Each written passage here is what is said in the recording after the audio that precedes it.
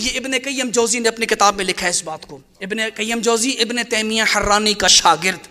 वो लिखता है इब्ने अकील से किसी ने पूछा, इब्ने अकील तू मुझे ये तो बता, इतना बड़ा आलिम है, क्या हुजरा पैगंबर अफजल है या काबा अफजल है? कहता है देख भाई सवाल करने वाले, तेरी मुराद अगर वो मकान है जिसमें पैगंबर दफन है, पैगंबर तेरी मुराद नहीं है, तो फिर काबा अफजल है। भाई पैगंबर अपने घर में दफन है, अगर उस मकान को मुराद दे रहे हो, उस जगह और हुजरे को मुराद दे रहे हो, पैगंबर मुराद नहीं है, तो फिर काबा अफजल है।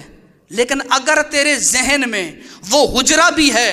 हुजरे में दफन होने वाली हस्ती पैगंबर और वो हस्ती जो मुकीम है वो भी मुराद है, तो फिर याद रखो वो फकत काबा से अफजल नहीं, वो अर्श आज़म से अफजल, वो कुर्सी से अफजल, वो कायनात की हर शय से अफजल, वो जन्नत से अफजल। मैं कहता हूँ यार कमाल हो गया, वो वजूद का हिस्सा, वो मट्टी जो पैगंबर की जात से मिली हुई नहीं, फकत निस्बत की वजह से वो अर्श से अफजल, वो कुर्सी से अफजल, वो कायनात के जर्रे जर्रे से अफजल, जो वजूद का हिस्सा नहीं, वो कायनात से अफजल हो। और जिस फातिमा को मोहम्मद कहे फातिमा मेरा हिस्सा है, उस फातिमा की बुलंदी का क्या करोगे?